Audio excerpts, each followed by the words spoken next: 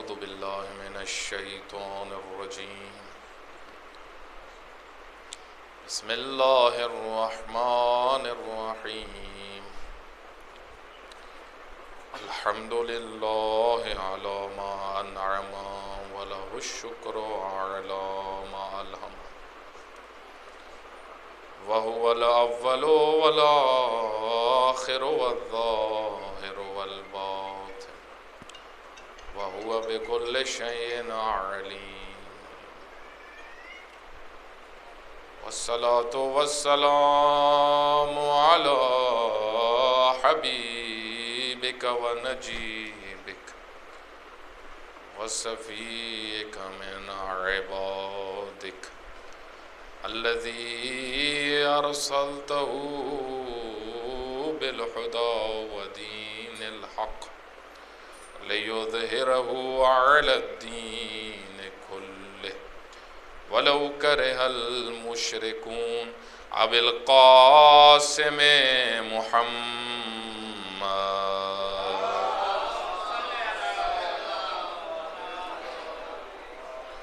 وآله الطيبين الطاهرين المعصومين المظلومين الذين أذهب الله عنهم الرجس وطهرهم تطهيرا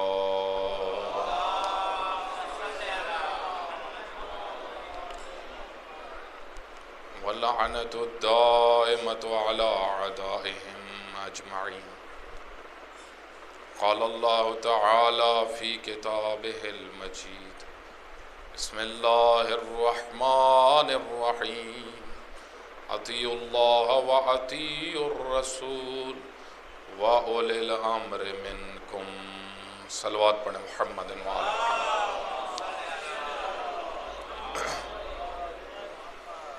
خداوند متعال آپ سب مومنین کو صحت و سلامتی عطا فرمائے اور جہاں پر بھی شیعان حیدر کرار ہیں خداوند متعال سب کو اپنے حفظ و امان میں قرار فرمائے اور خصوصاً جتنے بھی مرحومین ہیں جو اس دنیا سے چلے گئے اور خصوصاً جن کے لیے اس مجلس کا اہتمام کیا گیا دلاوری صاحب خداوند متعال اس مرحوم کو اعلیٰ علیین میں جگہ عطا فرمائے ان کے پسماندگان کو صبر جمیل کی توفیق عطا فرمائے خوب آپ کی خدمت میں روز جمعہ جمعۃ المبارک اور شعبان المعظم کا آخری جمعہ بڑی اہمیت کا حامل ہے اور اس کے ساتھ اس مجلس ترحیم کا بھی اہتمام کیا گیا خود شعبان المعظم کا مہینہ بہت پربرکت مہینہ اس مہینے کے اندر عظیم عظیم شخصیات کی ولادت ہوئی خود ہمارے امام زمانہ علیہ السلام کی اسی مہینے میں اللہم صلی علی محمد اور اسی طریقے سے امیر المومنین علی ابن ابی طالب علیہ السلام کی ولادت بھی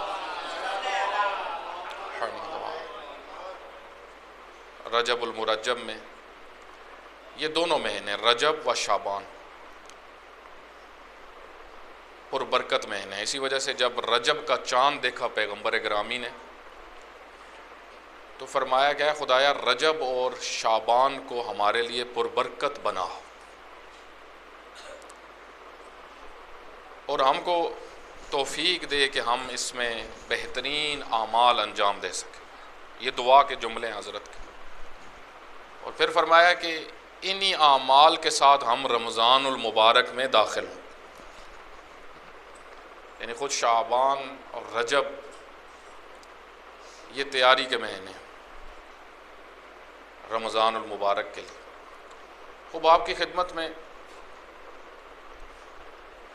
آج امیر المومنین علی ابن ابی طالب علیہ السلام کے اللہ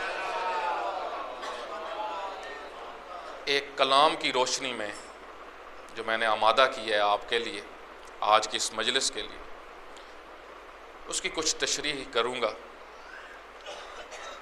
نہج البلاغہ کلمات قصار سے ایک حصہ۔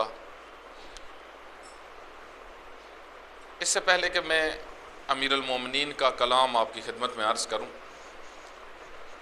اس چیز کو جاننا بڑا ضروری ہے، اور اہل معرفت علم رکھتے ہیں کہ اس ہستی کے اندر اللہ نے بہت ساروں کو چناؤ کیا۔ استفا چننے کو کہتے ہیں۔ اللہ نے شخصیات کو بھی چنا، اللہ نے خاندانوں کو بھی چنا۔ یہ چناؤ قرآن کریم کے اندر اس کا بہت ذکر ہے۔ ان اللہ اصطفیٰ آدم و نوحا و آل ابراہیم و آل عمران علی العالمین۔ یہ وہ استفاء ہے، استفائیت۔ ان اللہ اصطفیٰ کے، اے مریم اللہ نے آپ کو چنا ہے۔ وطہرک، واصطفاک علی نساء العالمین، اللہ نے نسلوں کو بھی چنا ہے۔ انہی چنے ہوئوں میں سے پھر چنا جو مصطفیٰ تھے۔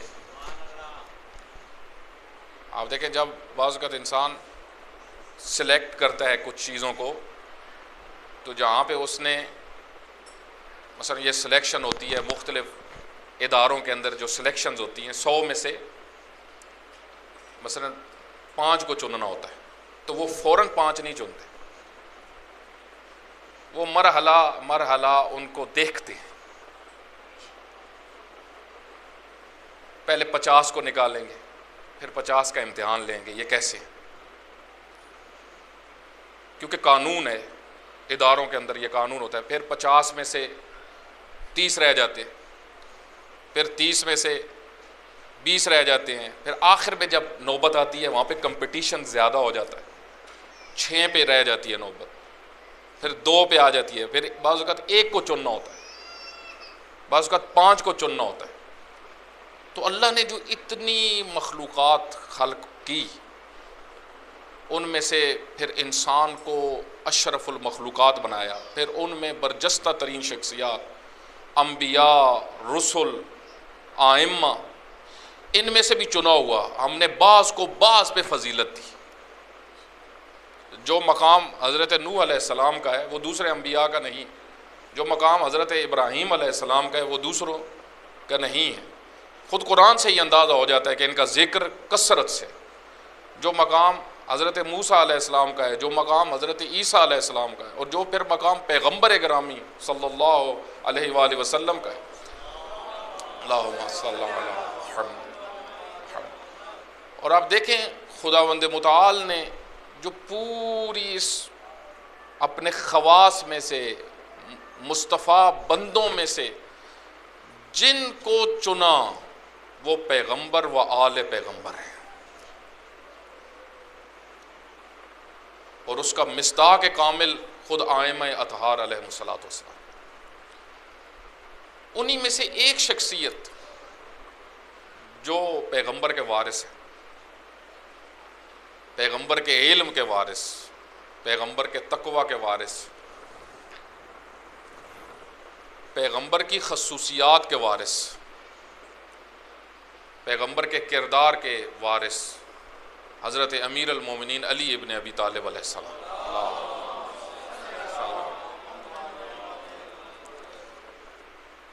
علم میں جدا ہیں۔ آپ دیکھیں انبیاء علم میں جدا ہوتے ہیں، جن کو اللہ چنتا ہے ان کا علم دوسروں کی طرح نہیں ہوتا۔ رسول علم میں جدا ہوتے ہیں۔ اسی طرح آپ دیکھیں اہل بیت علیہ الصلوۃ والسلام علم میں جدا ہیں۔ کیسے جدا ہیں؟ اور دیکھیں جس نے بھی جس سے پڑھا ہے پوری تاریخ میں، جو بھی مشہور لوگ ہیں ان کے اساتید کے نام لکھے ہوں، ان کے اداروں کے نام لکھے ہوں کہ فلاں عالم نے فلاں ادارے سے پڑھا، فلاں ٹیچر سے پڑھا۔ آپ جتنے مکاتب کے اندر بڑی شخصیات آپ کو ملیں گی، آپ دیکھیں ان کے ٹیچرز کے نام لکھے ہوئے ہیں، ان کے اسکول کے نام بھی لکھے ہوئے ہیں۔ اللہ نے اہل بیت کو کس طرح چنا اور پھر امیر المومنین کو؟ شیخ مظفر علیہ رحمہ ایک بک ہے ان کی عقائدنا، اردو میں ترجمہ بھی اس کا موجود ہے، مدارس میں بچوں کو پڑھائی جاتی ہے، عقائدنا بک ہے، اردو میں ترجمہ بھی ہے۔ مرحوم صفدر حسین نجفی رحمۃ اللہ علیہ نے اس بک کا ترجمہ کیا تھا، اس کے اندر لکھا ہوا عقیدتنا عقیدتنا عقیدتنا، ہمارا عقیدہ اللہ کے متعلق، ہمارا عقیدہ نبوت کے متعلق، ہمارا عقیدہ امامت کے متعلق۔ جب امامت میں وہ اس چیپٹر پہ پہنچے، فرماتے ہیں آپ دیکھیں فضیلت اہل بیت و فضیلت امیر المومنین، ایک جو اس کی پہچان ہے وہ یہ ہے کہ انہوں نے کہیں کسی سے جا کے پڑھا نہیں ہے، اگر پڑھا بھی ہے تو اپنے والد سے، مثلا امام باقر علیہ السلام نے اگر علم حاصل کیا اللہ تو اپنے والد گرامی سے، امام صادق علیہ السلام سے، اور وہ بھی علم خاص علم تھا۔ جس طرح خود امیر المومنین سے یہ احادیث کثرت سے نقل ہوئی ہیں اہل سنت کے کتب معتبرہ میں بھی، شیعہ کی کتب معتبرہ میں بھی، حتیٰ آخری اوقات میں بھی پیغمبر گرامی کے پاس جب بیٹھے ہوئے تھے، پیغمبر گرامی علم منتقل کرتے تھے، فرماتے تھے میں ایک باب سے ہزاروں باب کھولتا تھا، ایک باب سے ہزاروں باب۔ اب دیکھیں یہ عام علم نہیں ہے، یہ حقائق ہیں ہستی کے۔ اللہ جو اللہ ہے کیوں ہے، اللہ جو پروردگار ہے کیوں، اتنی پاور اس کے پاس کیوں ہے، اس کا علم۔ آپ جتنے علماء نے توحید کے اوپر بکس لکھی ہیں، علم توحید کے اوپر، اللہ کی صفات مہم ترین چیپٹر ہے اس میں، اللہ قادر ہے، اللہ عالم ہے، اللہ حی ہے، اللہ کی سب سے بڑی صفت اور پاور والی صفت حی ہونا ہے، اللہ کے پاس حیات ہے، ایسی حیات جہاں پہ موت نہیں ہے، سرمدیت جس کو کہا جاتا ہے۔ علم الکلام اور فلسفے میں ایک عبارت استعمال ہوتی ہے، اللہ کی حیات سرمدی حیات ہے۔ سرمدی کا کیا مطلب ہے؟ یعنی اس کو زوال نہیں ہے، وہ لامحدود تھا، لامحدود ہے، نہ اس کی ابتدا میں کوئی حد ہے۔ هو الاول والآخر، وہی اول ہے وہی آخر ہے۔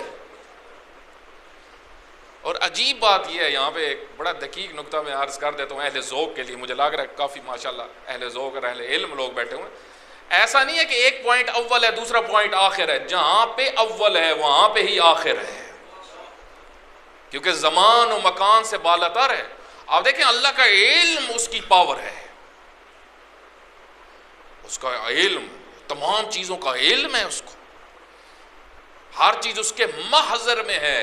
عرفاء ایک جملہ فرماتے ہیں، عرفاء امام خمینی رحمۃ اللہ علیہ کا بھی ایک جملہ ہے، امام عارف تھے، عارف جو معرفت رکھنے والے لوگ، امام فرماتے ہیں اللہ کی بارگاہ میں گناہ نہ کرو، کیوں؟ کیونکہ عالم محضر خداست، یہ عالم اللہ کے سامنے حضور رکھتا ہے، حاضر ہے، اللہ کے حضور میں گناہ نہ کرو۔ اب دیکھیں یہ علم کی پاور ہے، علم ہے، قدرت خدا۔ اللہ نے جن کو علم دیا معمولی علم نہیں دیا۔ دیکھیں بعض علم ہوتے ہیں جو ہم نے اسکول کالج سے جا کے پڑھنے ہیں، بعض علوم ہیں جو ہمیں بھی اللہ عطا کرتا ہے ایک خاص لمٹ تک، تاکہ وہ بتائے کہ دیکھو علم کا سرچشمہ میں ہوں۔ اور یہ حتیٰ ایک بہت بڑے غربی اسکالر ہیں، ان کی بک ہے ایک دین و سائیکی، 2000 صفحے میں یہ بک ہے۔ اس شخص نے مختلف ممالک میں جا کے دین کے متعلق تحقیق کی، ایک جگہ پہ انہوں نے بحث کی کہ یہ علم کہاں سے آتا ہے، یہ علم کہاں سے آتا ہے، مثلا جو ہمارے پاس علم آتا ہے کوئی علم بھی، یہ کہاں سے آتا ہے، اس کا منشا، اس کی بنیاد کیا ہے؟ فرماتے یہ ادھر سے نہیں آتا کوئی علم بھی۔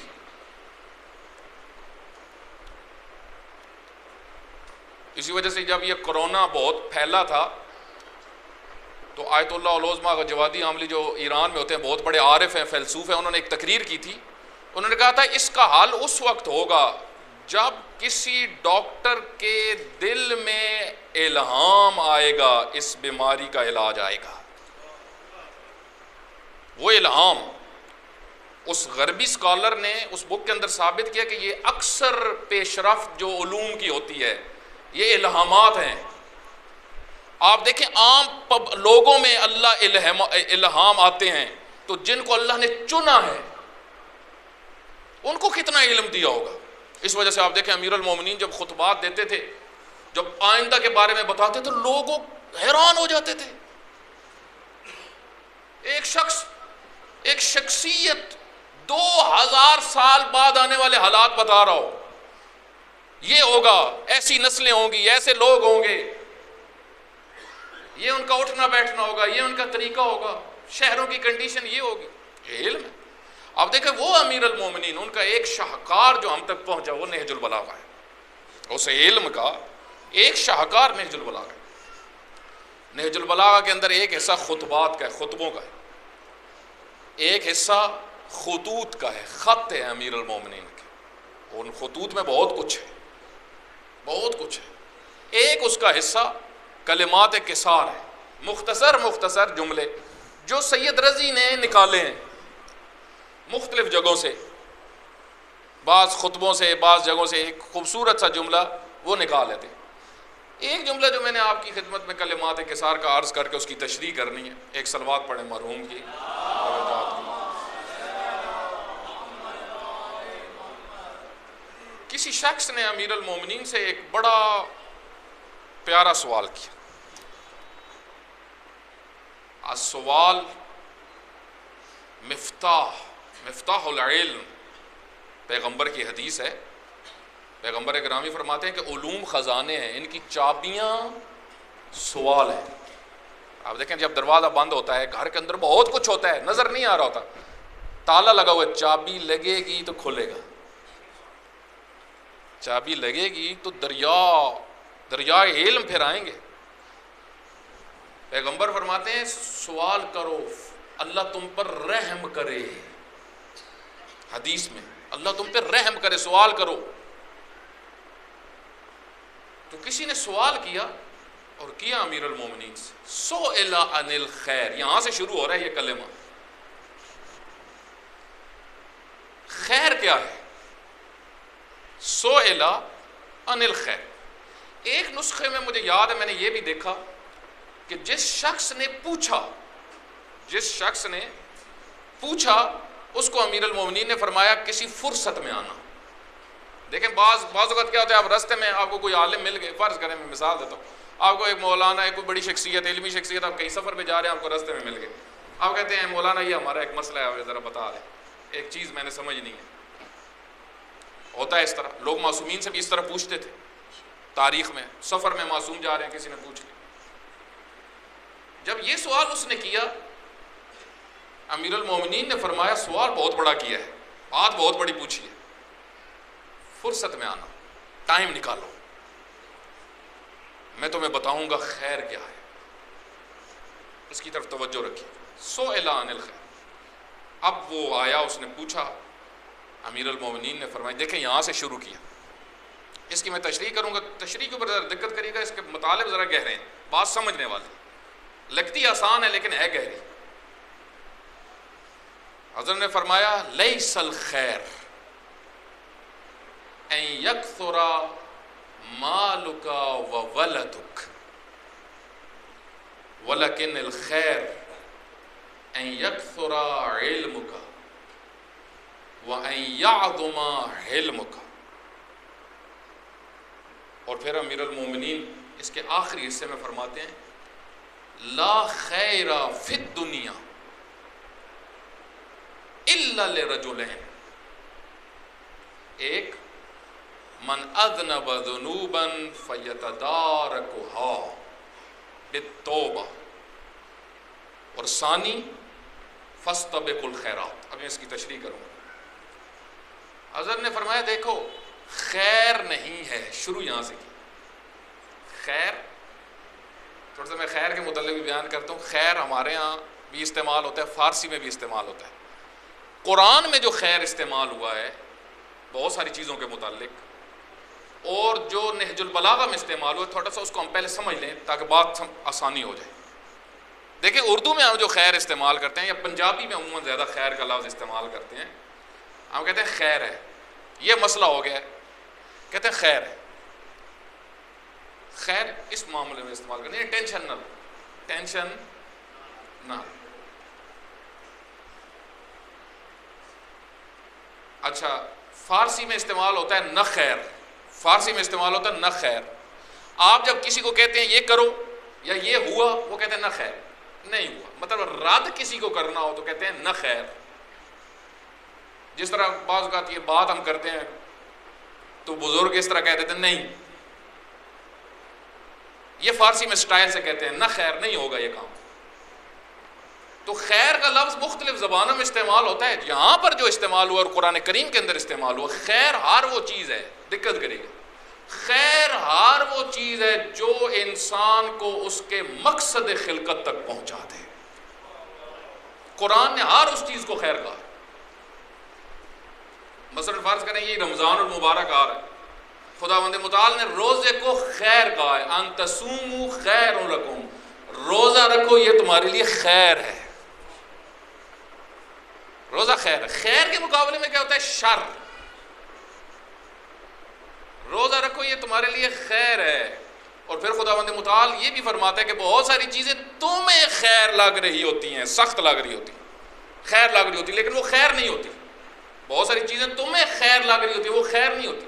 اور بہت ساری چیزیں تمہیں بری لگ رہی ہوتی ہیں, لیکن وہ اصل میں شر نہیں ہوتی, وہ خیر ہوتی ہے. مزاج انسان کو بہت ساری چیزیں ناپسند ہیں, وہ ابھی میں اس میں زیادہ نہیں جاتا مثالوں میں, پھر بات آگے بڑھ جائے گی. حضرت فرماتے ہیں خیر نہیں ہے کثرت مال و اولاد. یہ سب سے پہلے یہ جملہ کیوں ارشاد فرمایا؟ سب سے پہلے یہ جملہ دقت کریے. اس کی وجہ یہ ہے کیونکہ انسانی معاشرے کے اندر ہمیشہ پوری تاریخ میں, آج نہیں, ایک ہوتی ہیں ویلیوز, سوسائٹی کی ویلیوز کیا ہیں. ایک ہوتی ہیں وہ ویلیوز جو دین بتاتا ہے, ایک ہوتی ہیں وہ ویلیوز جو ہم نے بنائی ہوئی ہوتی ہیں. آپ عرب جاہلیت کی زندگی اگر پڑھیں, جو پیغمبر سے پہلے عرب جاہل تھے, ان کی زندگی کیسی تھی. طاہا حسین اپنی ایک بک میں, مصری رائٹر ہیں, وہ کہتے ہیں میں نے 100 کے قریب بکس پڑھی اس زمانے اور اس نسل کے متعلق وہ کیسے تھے جو پیغمبر سے پہلے تھے, جس کو ہم کہتے ہیں زمانے جاہلیت, وہ کیسے تھے. فرماتے ہیں میں نے جو خلاصہ ان کا نکالا, ان کے نزدیک سب سے بڑی ویلیو پیسہ تھی. وہ پیسے کے لیے سب کچھ کرتے تھے, پیسہ ہی مقصد تھا, پیسہ ہی ان کا سارے معاملات لے کے چلتا تھا, سب کچھ پیسہ تھا. خلاصہ انہوں نے کہا. اچھا یہ مسئلہ, اس کا مطلب ہے اس وقت بھی یہی تھا, اور نسلوں کو بھی پڑھ لیں, رومیوں کو پڑھ لیں, رومیوں کی زندگی پڑھ لیں آپ, ایرانیوں کی تاریخ پڑھ لیں, جتنی نسلیں گزری ہیں عام روٹین میں, جہاں پر بھی دین نہ ہو وہاں پہ ایک اور ویلیو ہوتی ہے, لیکن جہاں پر دین آ جائے وہاں پہ ویلیوز بدل جاتی ہیں. اس وجہ سے امیر المومنین نے یہاں سے نفی کیوں کی؟ اس کی وجہ یہ, جس سوسائٹی میں امیر المومنین نے ان لوگوں کو دیکھا وہاں پہ ہر چیز وہ پیسے سے تولتے تھے. اس وجہ سے فرمایا مال و ولد کثرت اولاد. اس زمانے میں لوگ کہتے تھے ہمارے بیٹے بڑے. اسی وجہ سے آپ دیکھیں جب پیغمبر گرامی کے بیٹوں کی وفات ہوئی, تانے شروع ہوئے, یہ تو آپ بتا رہے ہیں. یہ پیغمبر گرامی کے لیے بڑا سخت تھا. پھر خداوند متعال نے فرمایا پیغمبر آپ پریشان نہ ہو, انا اعطیناک الکوثر, ہم نے تمہیں سیدہ عطا فرمائی ہے.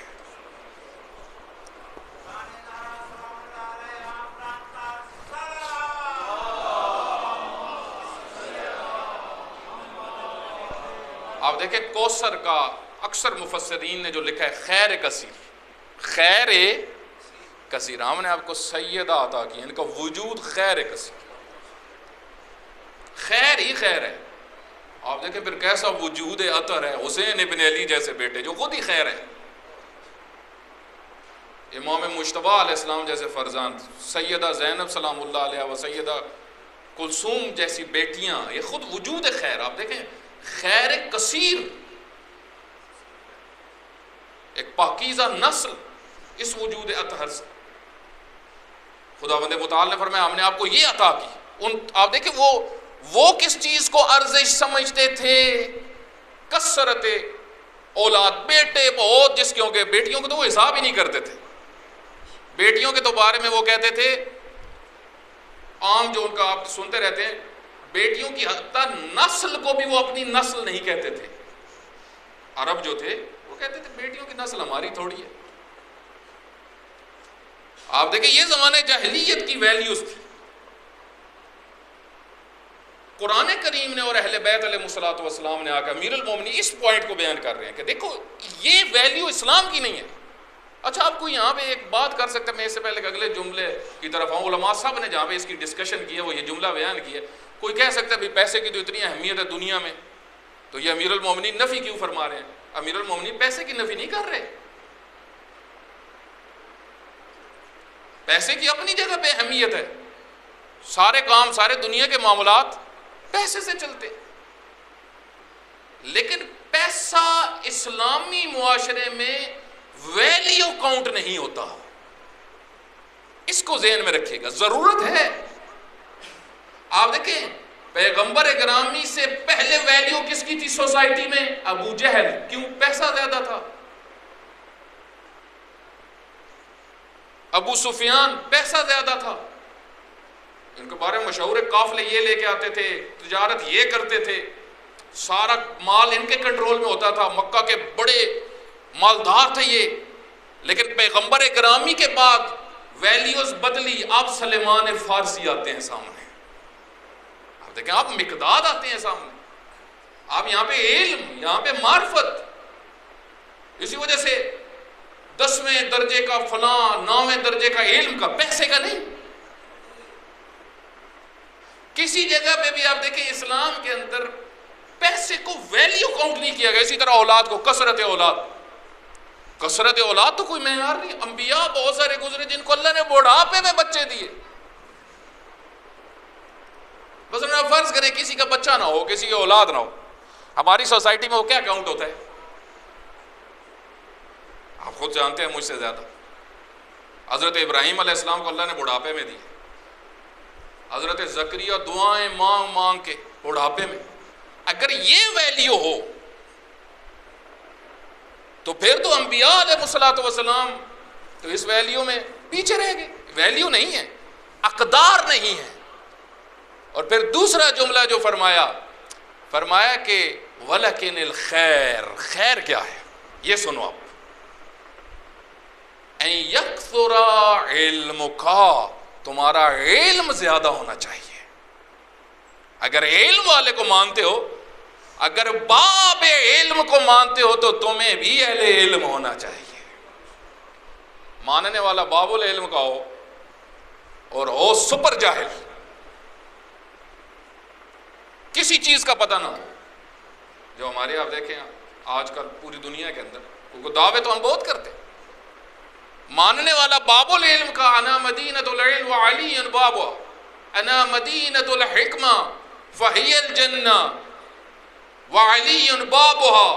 اگر حکمت کے، اللہ نے حکمت کو 10 حصوں میں تقسیم کیا ہے، 9 حصے حکمت کے علی ابن ابی طالب کو دیے ہیں، اور 10ویں میں بھی میرے بھائی علی کا حصہ ہے. ماننے والا اس دروازے کو، لیکن علم سے دور، بلکہ علم کا دشمن ہو، علم و عالم کا بھی دشمن ہو، تو یہ اس وقت ہوتی ہے جب اس دروازے سے انسان دور ہو. امیر المومنین فرماتے ہیں کہ ویلیو یہ ہے اسلامی معاشرے کی ویلیو کہ تمہارا علم زیادہ ہونا چاہیے. اسی وجہ سے آپ دیکھیں اب اس کے اوپر بہت ساری روایات ہیں، میں زیادہ ان کی طرف نہیں جاتا. ایک اور صلوات پڑھیں، محمد وآل محمد.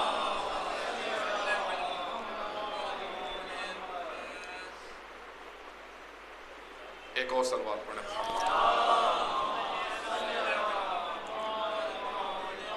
دقت کریں، پیسے کی نفی نہیں ہے. زہد، شہید مطہری رحمۃ اللہ علیہ نے ایک جگہ پہ بحث کی ہے کہ بعض لوگ یہ زہد کا جو غلط معنی کرتے ہیں. نہ، اسلامی معاشرے کو مالی لحاظ سے سٹرونگ ہونا چاہیے. یہ سب علماء نے بیان کیا اس کے اوپر، جو مفکرین ہیں. ضرورت ہے. آج اب دیکھیں جو ملک جتنا مالی لحاظ سے کمزور ہے وہ اتنا ہی محتاج ہے. ہماری آج مشکلات کیا ہیں؟ عالمی ادارے پیسے دیتے ہوئے تو ساری باتیں منواتے ہیں. ہم پیسے تب دیں گے، یہ بھی کرو گے، تعلیم اس طرح رکھو گے، فلاں چیز اس طرح رکھو گے، تو پیسے کی مشکل ہے نا. اس کا مطلب اسلامی معاشرے کو مالی لحاظ سے سٹرونگ ہونا چاہیے. اسلام اس کی نفی نہیں کر رہا، بلکہ اس میں کہتا ہے کہ آگے نکلو. لیکن اسلام یہ بیان، امیر المومنین یہ بیان کر رہے ہیں ویلیوز تمہارے نزدیک کیا ہونی چاہیے، قدریں کیا ہونی چاہیے. تولو کس بنیاد پہ کسی کو، کس بنیاد پہ تم نے کسی کو تولنا ہے؟ پیغمبر سے سیکھو. تم میں سے صاحب علم کون ہے؟ کون ہے اہل معرفت ہے؟ کس کے پاس علم زیادہ ہے؟ کس کے پاس مذہب کا علم زیادہ ہے؟ کس کے پاس دین کا نالج زیادہ ہے؟ اسی وجہ سے آپ دیکھیں معصوم فرماتے ہیں اگر مجھے جوانوں کو سر میں کوڑے مار کر تفقہ فی الدین کروانا پڑے میں کرواؤں گا. اپنے جوانوں کو اگر سر میں تازیانہ مار کر مجھے دین سمجھانا پڑے میں وہ بھی کروں گا. یہ روایت ہے اصول کافی کے اندر. اتنا امپورٹنٹ مسئلہ ہے دین کا علم. شعور، جس طرح دنیاوی علم ہے اسی طرح دین کا شعور بھی بہت ضروری ہے، کیونکہ آپ کی زندگی دینی شعور پہ کھڑی ہے. آپ کیسا سوچتے ہیں، آپ کے نزدیک ویلیوز کیا ہیں. اور دوسری بس علم زیادہ ہونا چاہیے. اسی وجہ سے فرمایا بعض روایات میں اللہ نے ہمیں علم دیا، ہمارے دشمنوں کو مال دیا. ہمیں علم دیا ہے، ہمیں علم میں چنا. ایک دن حضرت کمیل کو فرمایا امیر المومنین ہے کمیل، مال کی تمہیں حفاظت کرنی پڑتی ہے، علم تمہاری حفاظت کرتا ہے. یہ بڑا گہرا نکتہ ہے، علم تمہاری حفاظت کرتا ہے. اب کبھی ہم سوچیں، علم ہماری حفاظت کرتا ہے ہر مرحلے پہ. میں نے کہاں جانا ہے، کہاں نہیں جانا، کیا بولنا ہے، کیا نہیں بولنا، کیسا سوچنا ہے، کیسا نہیں سوچنا، یہ سب علم کی عطا ہے. مال تھوڑا سا بھی ہو، آپ دیکھیں پیسہ تھوڑے سے بھی جیب میں ہو زیادہ ٹینشن رہتی ہے، لیکن علم جتنا ہو. اور دوسری چیز پھر امیر المومنین فرماتے ہیں دوسری خیر کیا ہے؟ فرمایا اَيَعْظُمَ عِلْمُكَ، تمہیں حلیم ہونا چاہیے.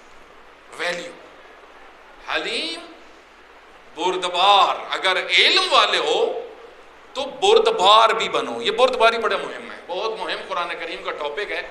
بردبار، حوصلے والے، صبر والے. اب دیکھیں یہ رمضان المبارک میں ابھی آ رہا ہے، آپ عموماً دیکھیں کہ گاڑی پہ اگر آپ سفر کریں مختلف شہروں میں، کیونکہ ہمارا بعض کا سفر رہتا ہے، البتہ رمضان میں کوشش ہوتی ہے کم سے کم ہو، لیکن اگر نکلنا پڑے بہت ساری جگہوں پہ آپ عام روٹین میں لڑائی نہیں دیکھیں گے، رمضان میں لڑائی دیکھیں گے. چوکوں پہ ہو رہی ہوگی، دکانوں کے سامنے ہو رہی ہوگی، پتہ لگ جائے گا رمضان آ گیا، ان کو روزہ لگا ہوا ہے. جس طرح ابھی مہنگائی، جس طرح ابھی یہ 2-3 دن رمضان کے رہ گئے ہیں، ہر چیز اوپر جا رہی ہے، پتہ چل رہا ہے کہ رمضان آ رہا ہے. کتنے دکھ کی بات ہے. آپ دیکھیں یہ وہ ویلیوز کو، دین کی جب امیر المومنین کے دروازے سے انسان دور ہونا، اس کا نتیجہ یہ ہوتا ہے. آج اگر مسلمان اہل بیت سے اور امیر المومنین سے دور ہو رہے ہیں تو اس کا نقصان ان کو ہے. اگر یہ اپنے سلیبس کے اندر سے امیر المومنین کو نکالنے کی کوشش کر رہے ہیں، علی کا کوئی نقصان نہیں ہونا، نقصان تمہارا ہے. کربلا کو اگر کوئی چھوڑ دے گا تو اس کا نقصان ہے. ہمارا فریضہ یہ بنتا ہے کہ ہم لوگوں کو امیر المومنین کے دروازے پہ لائیں، ان کی معرفت کروائیں. کیوں؟ تاکہ انسانیت نجات پائے. سوسائٹیز کی ویلیوز، تمہارا علم زیادہ ہونا چاہیے. آپ دیکھیں علم، گھر تب چلتے ہیں علم ہو. کامیاب انسان معاشرے کا وہ ہے جس کے پاس علم ہو، بردباری ہو. مثلا آپ دیکھیں یہ اکثر لڑائیاں، ابھی ریشو جو کچھ عرصہ پہلے میں نے ایک تحقیق کی، ایسے ہی ایک موضوع تھا 100 میں سے 20% طلاق تھی تقریباً 30 سال پہلے پاکستان کے اندر. اس ٹائم 100 میں سے 40 رشتوں میں طلاق ہو رہی ہے. یہ اتنی کثرت کیوں ہوئی؟ علم نہیں ہے، تربیت نہیں ہوئی. بندہ آتا ہے شخص آتا ہے گھر سے، آفس سے، سامنے پسند کا کھانا نہیں ہے، لڑائی شروع، چلو جی گھر سے نکلو. اگر اس نے دین پڑھا ہوتا، اگر اس نے امیر المومنین سے علم سیکھا ہوتا اور تربیت ہوا ہوتا، کبھی یہ کام نہ کرتا. علم بردباری کو کہتے ہیں. جاہل کے سامنے حلیم بنو، جہالت کو تحمل کرو. دیکھیں بعض لوگ ہمارے ہاں جہالت کو تحمل نہیں کرتے. یہ ہمارے ہاں خصوصاً پاکستان کے اندر یہ پارٹیز پہ پارٹیز کیوں بنتی ہیں، مذہبی پارٹیز، اور یہ 4 لوگ مل کے نہیں چل سکتے. وجہ علم نہیں ہے، برداشت نہیں ہے، دوسرے کو برداشت نہیں کرتے. آپ دیکھیں اللہ نے کتنے خوبصورت کردار پیش کیے ہیں. میں صرف مثال دے کے آگے بڑھتا ہوں. حضرت ابراہیم علیہ السلام گھر میں بیٹھے ہوئے ہیں، مہمان آتے ہیں. کون سے مہمان؟ جنہوں نے آگے ایک علاقے میں جا کے قوم کو تباہ کرنا ہے، اللہ نے بھیجا ہے. حضرت جلدی سے جاتے ہیں. بچڑا تھا حضرت نے رکھا ہوا تھا، اس کو ذبح کیا، گوشت تیار کروایا، مہمانوں کے سامنے رکھا. مہمانوں نے جب نہ کھایا حضرت ٹینشن میں آ گئے. فرمایا کیوں نہیں کھا رہے؟ کہا ہم یہ کھانے والے نہیں ہیں. تو متوجہ ہو گئے حضرت. فرمایا کس لیے آئے ہو؟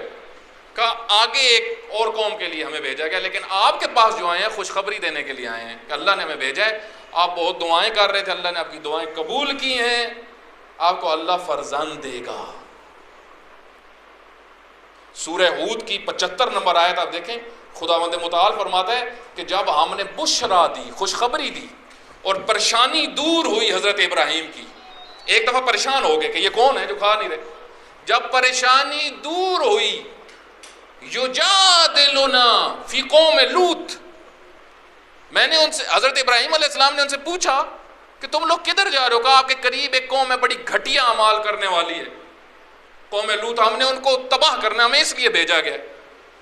خدا فرماتا ہے ابراہیم نے ہمارے ساتھ مجادلہ شروع کیا. یجادلنا، کہ خدایا یہ کہا، جو علماء نے لکھا ہے اس کے اوپر تبصرہ کیا، مجادلہ کیا تھا؟ خدایا کسی طریقے سے یہ عذاب رک جائے اور مہلت دے دے ان کو. اب دیکھیں اب اللہ آگے کیا فرماتا ہے قرآن کریم کی 76 نمبر آیت. ان ابراہیم لحلیم اواء منیب. دیکھو ابراہیم ہمارا بنایا ہوا کتنا حلیم ہے، ہم عذاب بھیجنے کا ارادہ رکھتے ہیں، یہ کہتے ہیں اللہ رک جائے. اب اس سے اندازہ لگا کہ جہاں پہ قطعی عذاب ہے وہاں پہ بھی نبی کہہ رہے ہیں خدایا کوئی مہلت ہو. اور ادھر آپ ہماری سوسائٹی میں اندازہ لگائیں، ہمارا دیکھیں ماحول، چھوٹی سی بات ہوئے اللہ انہوں تباہ کر دے، ایدی نسلہ نو اجاڑ دے. اب دیکھیں ہماری سوسائٹی میں یہی ہے، بعض لوگوں کی زبانوں پہ تو بددعائیں ہی بددعائیں ہیں. ہم نے ایسے 5 وقت کے نمازی دیکھے، میں نے تہجد گزار ایسے دیکھے جو چھوٹی چھوٹی بات پہ بددعا دیتے، برداشت نہیں کرتے. برداشت کرو، علم پیدا کرو اپنے دوستوں کے متعلق. کوئی تمہارے ساتھ نظریے میں اختلاف رکھتا ہو، کوئی روش میں اختلاف رکھتا ہو، برداشت کرو اس کو. خصوصاً اگر کوئی کم علم ہو اس کو برداشت کرو. علم، تمہارا علم زیادہ ہونا چاہیے. اگر علم ہے تو علم بھی ہونا چاہیے. اور پھر امیر المومنین فرماتے ہیں، بس میں جلدی جلدی ترجمے کی طرف جاتا ہوں. پھر امیر المومنین فرماتے ہیں کہ اگر تم نے نیکیاں کی ہیں حمدت اللہ، تو اللہ کا شکر کرو، یہ خیر ہے. اگر نیکیاں کی ہیں تو اللہ کا شکر کرو کہ تمہیں توفیق ہوئی اچھے اعمال کی، روزوں کی توفیق ہوئی، عبادتوں کی توفیق ہوئی، نیک کام کرنے کی، کسی مومن کی خدمت کی توفیق ہوئی، شکر کرو. توفیق پر شکر کرو تاکہ پھر نئی نعمت ملے. اور پھر فرماتے ہیں کہ اگر غلطیاں کی ہیں فاستغفر، تو پھر استغفار کرو، یہ خیر ہے. غلطیاں دیکھیں جب انسان سفر کر رہا ہے اللہ کی طرف، مسافر ہے تو گرتا ہے، خطا کرتا ہے۔ اگر رضا پناہیان ہے، ایک بہت بڑے خطیب ہیں، ان کے اردو میں بھی بعض اوقات جملے آتے ہیں، وہ بڑی خوبصورت بات بیان کر رہے تھے۔ وہ فرماتے ہیں کہ آپ دیکھیں یہ جو عموماً فلمیں بنتی ہیں، کوئی بھی فلم بنتی ہے ہالی ووڈ کی یا کوئی بھی، مثلا ایرانی جو فلم بنی آپ نے دیکھی، میں مثال دیتا ہوں تو حضرت امیر مختار ثقفی کی جو فلم بنی، آپ دیکھیں اس کے شروع میں ایک سین آتا ہے، ہر فلم چاہے 20 قسطوں میں ہو چاہے 10 قسطوں میں ہو، اس کے شروع میں جو اس کو لکھنے والا ہوتا ہے یا جو اس کو بنانے والا ہوتا ہے، اس کے شروع میں ایک سین رکھتا ہے چھوٹا سا، جس میں پتہ چل جاتا ہے کہ پوری فلم میں کیا ہونا ہے۔ آپ دیکھیں انہوں نے اس میں دکھایا کہ وہ شروع میں خنزیر کا شکار کر رہے ہیں، اپنے کھیت میں خنزیر نکل آتا ہے، وہ ایک کلپ بنایا۔ معنی کیا تھا اس کا معنی کیا تھا کہ انہوں نے ان کو مارنا ہے جو خنزیر صفت لوگ ہوں گے، یعنی جو انسانیت سے نکلے ہوں گے، یہ اس ایک کلپ کے اندر ہے۔ آپ دیکھیں اللہ نے جب حضرت آدم علیہ السلام کو بنایا، پورا نقشہ کھینچ دیا وہاں پہ کہ انسان ہے، خطا بھی کر سکتا ہے، پھر توبہ کا دروازہ رکھا ہے۔ اچھا وہ خطا انہوں نے جو کی تھی وہ جنت کے اندر کی تھی، ابھی میں اس پہ زیادہ تبصرہ نہیں کرتا، لیکن پھر حضرت آدم علیہ السلام روئے۔ روایات کے اندر ہے کہ دنیا میں چند شخصیات جو بہت روئی، ان میں سے ایک حضرت آدم تھے، اور پھر حضرت آدم کو جو روایات میں الہام ہوا کہ آپ واسطہ دے، سنی اور شیعہ کے نزدیک متفق ہے کہ 5 تن پاک کا واسطہ دیا اللہ کی بارگاہ میں۔ آپ دیکھیں امیر المومنین اس چیز کی طرف فرما رہے ہیں، اگر خطائیں کی ہیں استغفار کر۔ اور اس کا آخری جملہ جس میں خلاصہ کر دیا ہے امیر المومنین نے پوری بات کا، اس کو دقت سے سنیے گا، بس میں نتیجے کی طرف جا رہا ہوں۔ لا خیر فی الدنیا، اس دنیا میں کوئی کامیاب نہیں ہوگا، یہ قرآنی کامیابی ہے، قد افلح المؤمنون، یہ وہ والی کامیابی ہے، کوئی کامیاب نہیں ہوگا۔ آج کل یہ موضوع بڑا ڈسکس ہوتا ہے دنیا میں، کامیاب کون ہے؟ آپ نیٹ کے اوپر جو جوان ہے وہ صرف سرچ کریں کامیاب کون ہے، وہ ہزاروں آپ کو باتیں ملیں گی کامیاب، جس کے پاس یہ ہو وہ کامیاب، جس کے پاس یہ ہو وہ کامیاب ہے، جس کو لے شیا ہو، جس کو چنگی کوٹھی ہو وہ کامیاب ہے، جس کے پاس اچھی جاب ہو وہ کامیاب ہے۔ امیر المومنین فرماتے ہیں نا، میں تمہیں بتاتا ہوں، لا خیر فی الدنیا، اس دنیا میں کوئی کامیاب نہیں ہے، الا رجلین، صرف 2 شخص، 2 لوگ، چاہے مرد ہیں چاہے خاتون ہیں، صرف 2 لوگ، 2 شخص اس دنیا میں کامیاب ہیں، قرآنی کامیابی ان کے نصیب میں۔ ایک رجل اذنب ذنوبا، غلطی کی ہے، فیتدارکها بالتوبہ، لیکن غلطی کے بعد غلطی پہ ڈٹ نہیں گیا، غلطی کر دی، گناہ کر دی، حقوق کھائے، والدین کے حقوق کھائے ہیں، بچوں کے حقوق کھائے ہیں، رشتہ داروں کے حقوق کھائے ہیں، مومنین کے حقوق کھائے ہیں، اس طرح اور بڑھتے جائیں، کتنے حقوق کھائے ہیں اپنے دوستوں کے۔ آج کل آپ دیکھیں کتنے لوگ اپنے والدین کے حقوق کھاتے ہیں، بہت دکھ بھری داستانیں ہیں لوگوں کی۔ ایک بہت بڑا موضوع، لوگ بچے جوان ہو جاتے ہیں، کھانے پینے تک کا خرچ اپنے والدین کو دینے کے لیے تیار نہیں ہے، یہ حقوق کھا رہے ہیں، قرآن کے واضح حکم کی مخالفت کر رہے ہیں، یہ حقوق کھائے۔ اس طرح بہت سارے لوگوں نے اپنے بچوں کے حقوق کھائے ہیں، ان کو اچھی تعلیم، ان کو قرآن سے آگاہ نہیں کیا، ان کو ادب نہیں سکھایا، یہ حقوق ہیں۔ میں ابھی وقت نہیں ہے میں بیان کرتا جو حقوق بیان ہوئے، آپ صحیفہ کاملہ میں چلے جائیں، وہاں پہ بچوں کے حقوق والی دعا اور والدین کے حقوق والی دعا پڑھ لیں، وہاں پہ سب لکھا ہوا ہے۔ وہ کھائے ہیں لیکن اب ڈٹا ہوا ہے۔ ایک ہے جو ڈٹا ہوا ہے، نہیں گیا مسجد، نہیں جھکا اللہ کے آگے، نہیں پڑھی نماز اس نے، نہیں کیے سجدے اس نے، لیکن ڈٹا ہوا ہے، یہ ناکام ہے، یہ شکست کھائے گا، اس کا اینڈ اچھا نہیں ہے۔ اس کی قبر میں بھی مشکلات ہیں، اس کی حشر میں بھی مشکلات ہیں۔ امیر المومنین فرما رہے ہیں یہ ادھر مشکل اٹھائے گا جہاں پہ پھر اس کا حساب بڑا سخت ہے۔ صرف ایک اس کے پاس راہ ہے، پہلا جو شخص ہے فَيَتَدَارَكُهَا بِالتَّوْبَةِ، تدارک کرے اپنے اعمال کی توبہ کے ذریعے۔ تدارک کس کو کہتے ہیں؟ تدارک یہ نہیں ہے کہ رات کو توبہ صبح وہی پھر کام۔ تدارک یہ ہے معافی مانگو۔ ہمارے ایک رشتہ دار تھے، مرحوم ہو گئے ہیں، تو ان کی فیکٹری تھی، تو دفتر میں وہ کہتے میں بیٹھا ہوا تھا، ایک جوان آیا، کہ تھوڑی دیر بیٹھا رہا، گھر چلا گیا، کہ زیادہ بات اس نے نہیں کی، تھا ہمارے کام کا، معاملات کا بندہ تھا، بزنس کرتا، کہ دوسرے دن اس کا باپ آیا، مجھے کہتا ہے کہ آپ مجھے یہ بتائیں کہ کل وہ آپ کے پاس سے اٹھ کے گیا ہے، آپ نے اس کو کیا بتایا ہے کہ اس نے مجھ سے آ کے معافی مانگی؟ کئی سالوں سے وہ مجھ سے بات نہیں کرتا تھا۔ میں نے تو کچھ بھی نہیں بتایا۔ پھر انہوں نے کہا میں نے توجہ کی کہ میں نے دروازے کے اوپر ایک روایت امام صادق علیہ السلام کی لگائی ہوئی تھی، اللہم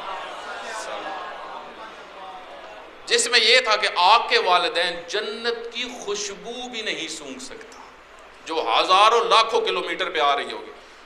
انہوں نے فرمایا یہ اس نے مجھے لگتا ہے پڑھ لی ہے۔ آپ دیکھیں ایک فرمان، اس کو کہتے ہیں تدارک،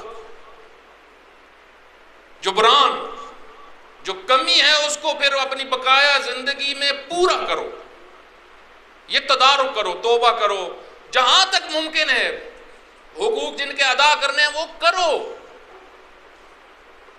جن کا پیسہ لیا ہوا ہے وہ دے دو۔ بعض لوگ ڈھیٹ ہوتے ہیں، مرنے تک پہنچ جاتے ہیں، پراپرٹی کدھر تم نے کرنی ہے، دے دو جس کا حق ہے۔ ایک جگہ میں گیا تو ایک شخص بزرگ بڑے نمازی، وہ بیٹھتے تھے تو بڑا گریہ بھی کرتے تھے۔ ایک شخص ایک دن میرے پاس آ گیا، وہ مجھے کہتا ہے کہ میری زمین اس علاقے میں قبضے میں ہے، آپ مہربانی کر کے اگر سفارش کریں تو دلوا سکتے ہیں مجھے۔ میں نے کہا کس کے پاس ہے، کوئی گواہ لے کے آؤ، میں بات کرتا ہوں پھر۔ اس نے کہا میں نام آپ کو نہیں بتاتا۔ میں نے کہا بتاؤ بھائی۔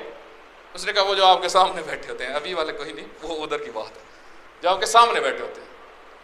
میں نے لوگوں سے پوچھا، معتبر لوگوں سے پوچھا، انہوں نے کہا بالکل انہوں نے ان کی جگہ پہ قبضہ کیا ہے، سب کو پتہ ہے یہ جگہ ان کی نہیں ہے، مومنین کہہ رہے ہیں ان کی نہیں، قبضہ کیا، لیکن وہ دینے کے لیے تیار نہیں۔ یہ ڈھیٹ پن ہے،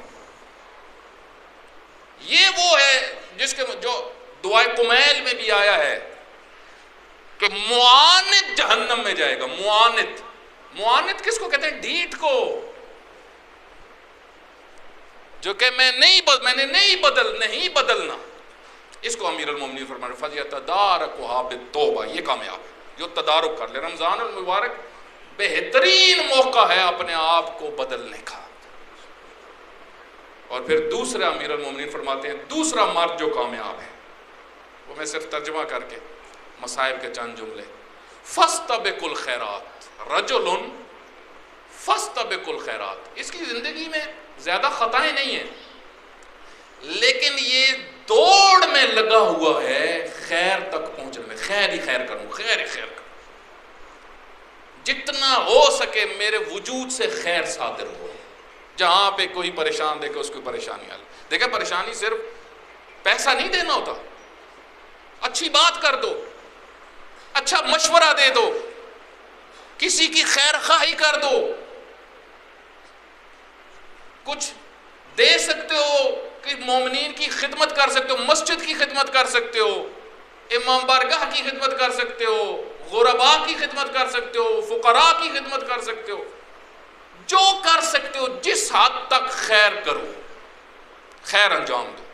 فَاسْتَبِقُوا الْخَيْرَاتِ، یہ تمہیں خیرات میں خیرات کرنے والا نہیں، سپیڈ والا، سب سے آگے نکلنے کے چکر میں ہوگا یہ۔ فَاسْتَبِقُوا الْخَيْرَاتِ، مقابلے میں کہ میں سب سے آگے، یہ دو بنو۔ تیسرا کوئی کامیاب نہیں ہے۔ روزہ خیر ہے، اللہ کی راہ میں مبارزہ قرآن نے کہا ہے خیر ہے، اکثر اچھے اعمال کو قرآن کریم نے خیر کہا ہے، خیر میں آگے نکلو۔ بعض شخصیات ایسی ہوتی ہیں جو خود ہی ایک صلوات پڑھیں محمد.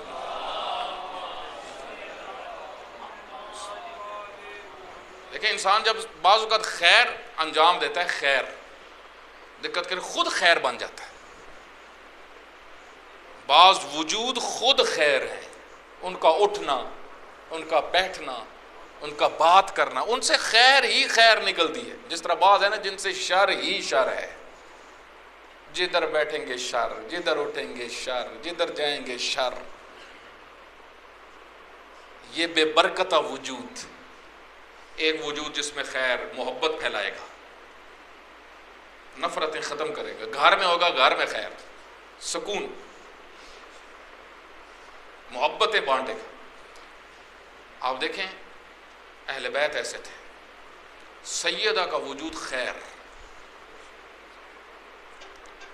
کسی کا نقصان نہیں کیا، بھلائی ہی بھلائی اس کو کہتے ہیں. جس کی ضرورت ہے راتوں کو گھروں میں جا کر، ہر معصوم کی آپ زندگی پڑھ لیں، ہر معصوم کی زندگی جن بکس میں لکھی ہوئی آپ اٹھا سکتے ہیں. اردو میں ترجمہ بھی آپ کو بہت ساری کتابیں ملیں گی سیرت اہل بیت کی. ہر معصوم کی زندگی میں لکھا ہوا ہے کہ رات کو کسی کے لکھا ہوا 100 گھروں میں جا کے راشن پہنچاتے تھے ہر رات. اس کو کہتے ہیں وجود خیر. سفر میں ہوتے تھے خدمت ہی خدمت لوگوں کی، اور علم بھی نہیں ہونے دیتے تھے ہم کون ہیں.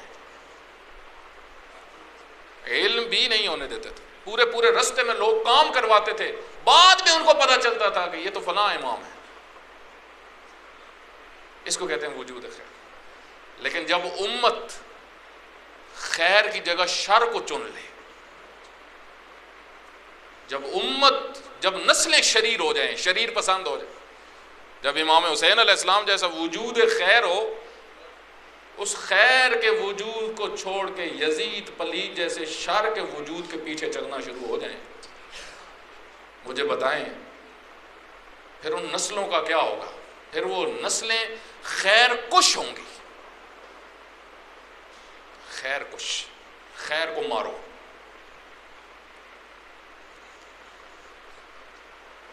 سید الشہداء علیہ السلام امام خیر تھے. بس چند جملے میں نے. رمضان المبارک کی آمد ہے.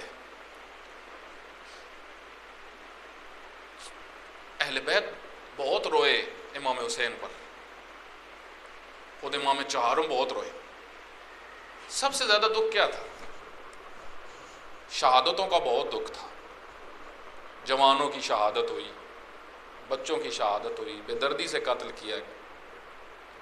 لیکن وہ غم جس نے بہت رلایا اہل بیت کو، معصومین کو، اس امام خیر، امام المتقین کی بیٹیوں کو مسلمانوں نے گھروں میں نہیں رہنے دیا، گلی گلی بازار بازار پھرایا. یہ وہ غم تھا جس نے اہل بیت کے سینے میں تڑپ پیدا کی، حرارت، مسلسل گریہ. ایک عالم دین، بہت بڑے عالم ہیں، وہ اپنی ایک کتاب میں فرماتے ہیں میں نے سیدہ زینب کی زندگی پڑھی.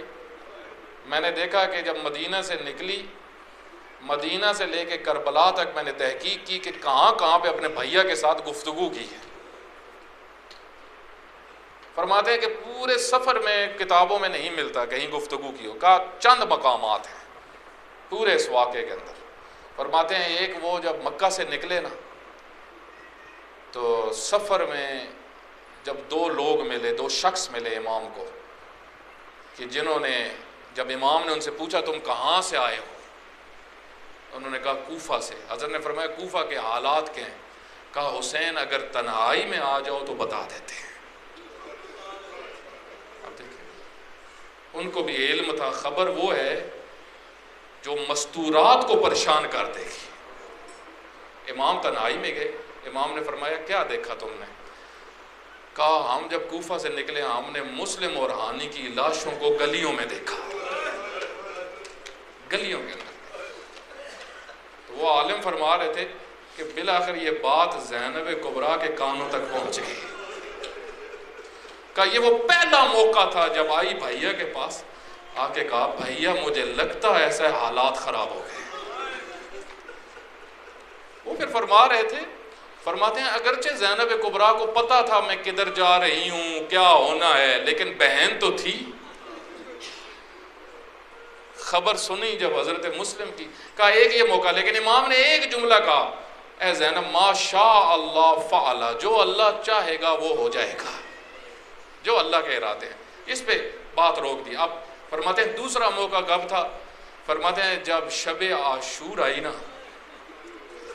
زینب کبریٰ ایک خیمے میں تھی، ساتھ والے جہاں پہ امام زین العابدین موجود تھے، امام زین العابدین کی تیمارداری کر رہی تھی مسلسل، ان کو کھلاتی پلاتی تھی، ان کی خدمت کر رہی تھی۔ کہا ساتھ والے خیمے میں امام حسین علیہ السلام بیٹھے ہوئے تھے اور ان کے ساتھ ان کے غلام جون تھے۔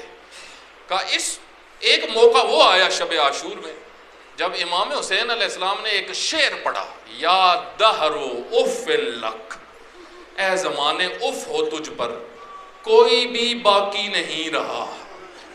فرماتے ہیں یہ وہ شعر تھا، عرب اس وقت پڑھتے تھے جب ان کا وقت تھوڑا رہ جاتا تھا، جب وقت تھوڑا رہ جاتا تھا۔ کہ یہ شعر جب زینب کبریٰ نے سنا، بی بی نے اونچا اونچا گریہ شروع کیا۔ جب گریہ شروع کیا نا، امام زین العابدین نے فرمایا پھپھی اماں روتی کیوں ہو؟ کہا دیکھتے نہیں ہو میرے ہوتے ہوئے حسین کیسے اشعار پڑھ رہے، میرے ہوتے ہوئے موت کا ذکر کر رہے ہیں۔ پھر وہ عالم وہاں پہ فرماتے ہیں دیکھو جس زینب کبریٰ سے اشعار برداشت نہیں ہو رہے تھے، روز عاشورہ کیا ہوا؟ اسی وجہ سے جب سب شہادتوں کی خبر آتی رہی، ہر بی بی جب سنتی تھی یہی کہتی تھی اب فلاں بھی زندہ ہے، فلاں بھی زندہ ہے۔ لیکن جب امام حسین علیہ السلام خیمے میں آئے نا، بڑے عجیب سے جملے ہیں مقتل کے اندر، ساری بیویوں اکٹھی ہو گئی۔ کہا اے حسین اگر آپ جا رہے ہو پھر ہمیں کس کے حوالے کر کے جا رہے ہو؟ علی کی بیٹیوں کو کس کے حوالے کر کے جا رہے ہو؟ اسی جگہ میں مقتل کے اندر ملتا ہے کہ ایک 4 سال کی بیٹی جن کا نام سکینہ تھا، وہ قریب آئی بابا کے، جن سے حسین ابن علی بڑی محبت کرتے تھے، حبہا شدیدہ، شدید محبت ان سے کرتے تھے۔ اس بی بی نے جب رونا شروع کیا نا، امام نے فرمایا ایک جملہ اشعار میں فرمایا اے سکینہ میرے ہوتے ہوئے تو نہ رو، جب میں دنیا سے چلا گیا، فرمایا جب میں دنیا سے چلا گیا تو وہ باپ کتنے عظیم ہیں جن کی تم جیسی رونے والی بیٹیاں ہوں، میرے بعد رونا، اے سکینہ میرے ہوتے ہوئے نہ رو۔ اور پھر کہا ایک جملہ کہا، اس کا جواب بھی امام نے ایک شعر میں دیا، فرمایا بابا جانا یہ ہمیں کس کے حوالے کر کے جانا؟ بابا ہمیں مدینہ چھوڑاؤ، اپنے جد کے شہر چھوڑاؤ۔ اس وقت امام نے ایک شعر پڑھا، اہل ذوق سمجھ جائیں گے، امام نے شعر پڑھا جس کا ترجمہ یہ تھا، پرندہ گھونسلے سے بہت دور آ گیا، بیٹا پرندہ گھونسلے سے بہت دور آ گیا، اب واپس جانا مشکل ہے۔ اب جب امام نکلنے لگے، بی بی نے گریہ شروع کیا۔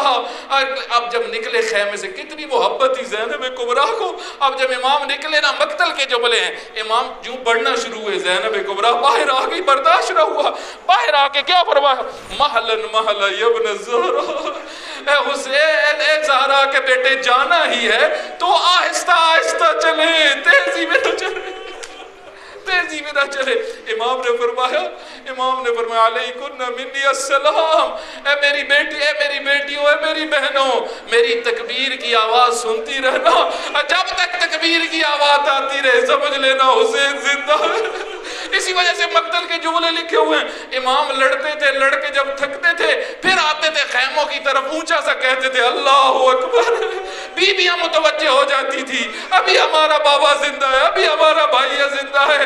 لیکن عزیزو ایک موقع وہ آیا جب دشمن حملے کر رہے تھے اور کوئی بھی نہیں تھا اور صدا بھی تکبیر کی نہ آئی، جب آواز نہ آئی، اب زینب کبریٰ سے خیمہ چھوٹا،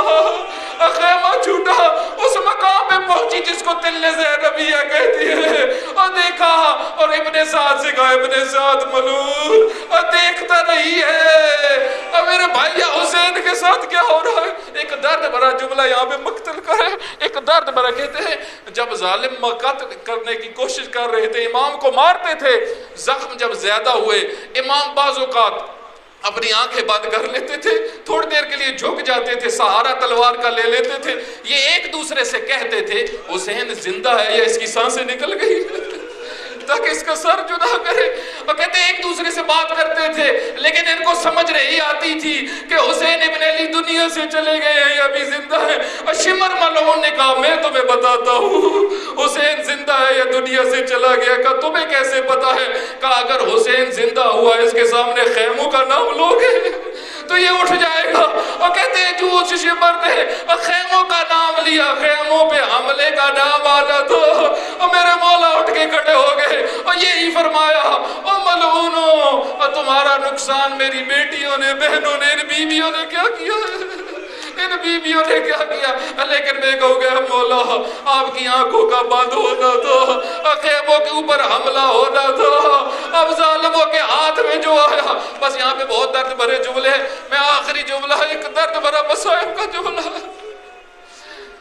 شیخ عباس کمی ایک جگہ میں جب شام غریبہ پڑھ رہے تھے, ان کا یہ جملہ بک کے اندر لکھا ہوا ہے, فرماتے میری ہمت نہیں پڑ رہی, میں کیا کیا لکھوں جو ہوا, کتنا ظلم کیا گیا, جو آتا تھا چادریں ملتی تھی چادریں لوٹتے تھے. لیکن ایک موقع ایک درد بھرا جملہ جب میں نے پڑھا وہ آپ کو سنا کے بس خدا مرحوم پہ درجات بلند فرمائے. فرماتے ہیں کہ ایک دفعہ وہ ایک موقع وہ آیا, ظالم خیموں میں گھسے ہوئے تھے, چادریں اتارا, بیویوں کی چادروں کو اتارا. کہا ایک منظر بڑا دردناک تھا, ایک چادر تھی 5 لڑ رہے تھے, 4 لڑ رہے تھے. کہا کیا کہتے تھے؟ ایک کہتا تھا یہ چادر میری ہے, دوسرا کہتا تھا یہ چادر میری ہے. اور وہ لکھتے ہیں بتاؤ ہمیں لکھتے ہوئے برداشت نہیں ہو رہا, اور زین العابدین اس منظر کو دیکھ رہے تھے.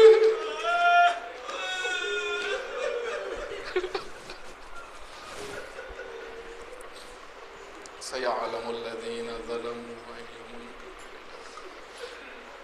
اللهم صل على محمد وعلى محمد.